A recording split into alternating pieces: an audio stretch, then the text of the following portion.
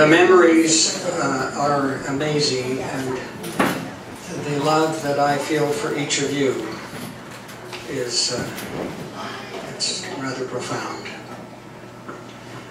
This is part of it is from my TED Talk in 1970 something, and that was 40 minutes long, 45. Boy, has it been boiled down and brought up to date. Moses was a fugitive from the law. The cops were after him, right? So he fled Egypt, went to Midian to escape incarceration, which means being thrown in jail. Before Moses became a great prophet, he climbed Mount Horeb at this time, seeking God, and he found God in the burning bush. And God said to Moses, "Put off thy shoes from off thy feet, for the place whereon thou standest is holy ground."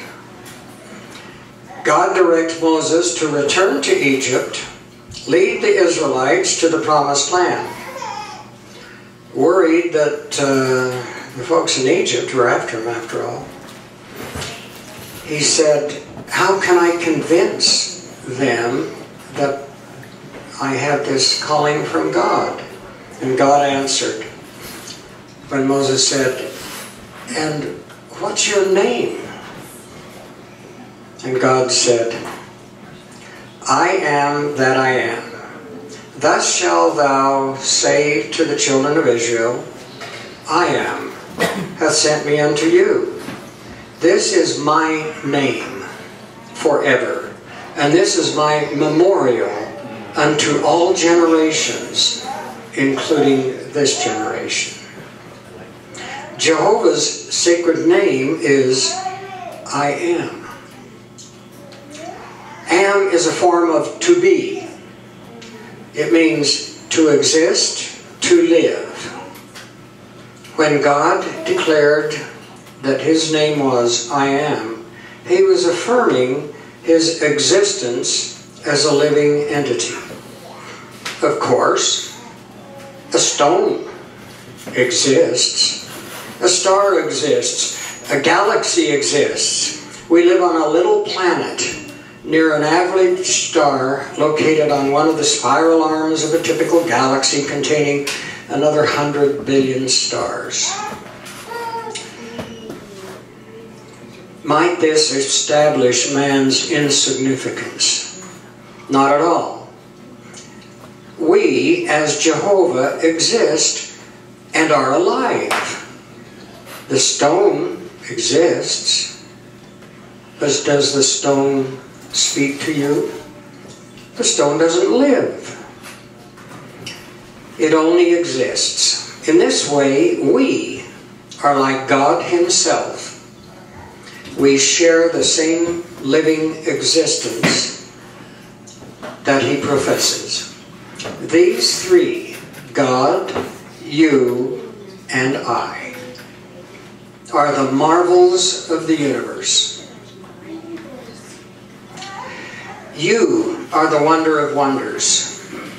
You, a unique individual, an identity, and existence.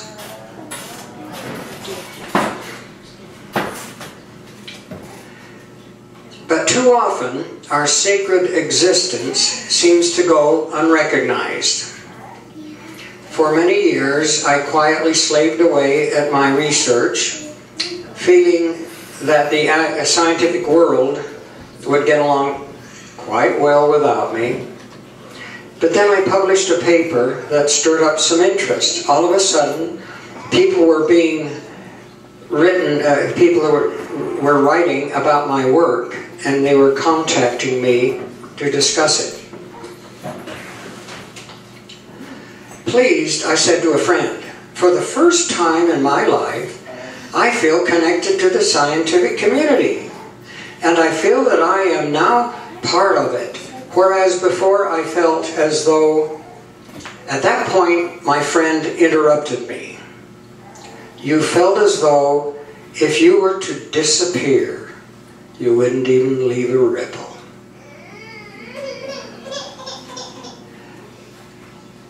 That was it. No one would even notice. No one would even care. Each of us needs to declare, "I exist. I am." The struggle. Many of us go through a rather long process trying to have our existence acknowledged. As a child, one day, my mother asked me to go to the Modern Bakery in Logan to buy some sweet rolls. I must have been about 10 years old. That was fine. So I walked, there was a line. I waited in line with the others. Finally got up to the counter, but being very small, my head was just barely higher than the counter. So I stood there as the clerk looked over my head, waited on the person behind me, and then the next one, and then the next one. To the clerk, I didn't exist. I remember to this day my humiliation. When I was 21, I went to the University of Utah. I ate my sack lunch in a large room at the LDS Institute, where cheerful students pulled up chairs with in large circles to chat as they ate. I sat alone. No starry night ever made me feel more insignificant or more lonely. And it goes on with many of us. Not long ago, a man moved to Logan to join the faculty at USU. He was immediately involved, but his wife found few friends. She told me that her loneliness became so acute that she considered suicide. A troubled young lady who was a member of my ward when I was a bishop came to me for counseling. She told me that when she was a child, her mother would grab her shoulders and scream into her face. She shook her shoulders. "Who could love you? You are nobody." We struggle to be noticed, to be recognized, to be at least ripples in the ocean of humanity. Maybe not breakers, maybe not waves, but at least ripples.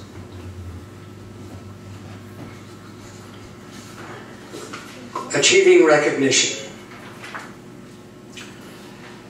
How do you get to this stage where you can feel confident with your unique place under heaven?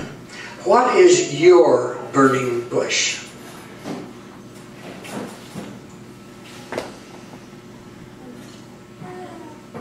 A student came to my office to consider enrolling at USU.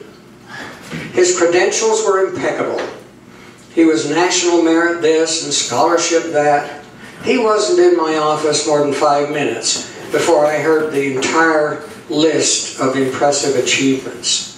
I wondered whether or not he had ever taken a hike without getting a merit badge for it, or had done something nice for someone without telling his Sunday school teacher.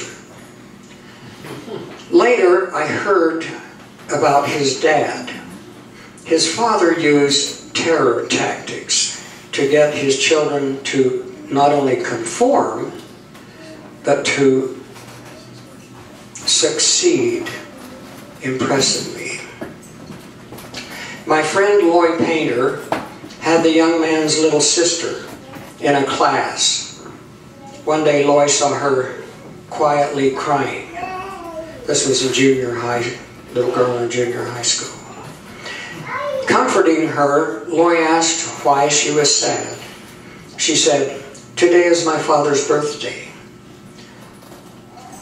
When I tried to give him my gift, he said, 'I cannot accept this gift because you got a B on your report card.'" These children had to excel in order to be recognized by their father. They excelled, but at a terrible price. Some students are simply not so capable. They just can't get the A's. Oh, maybe in high school they can kill themselves off to achieve them, but sooner or later they reach their limit and begin, as they see it, to fail by getting B's and C's. Who pays attention to the C student?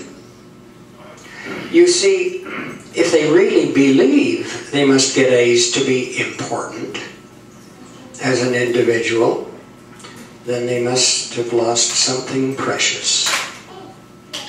I knew a boy who enjoyed playing Little League. One of you here knows this boy, and in fact played with him. A little boy who enjoyed playing Little League baseball. Played a pretty good game.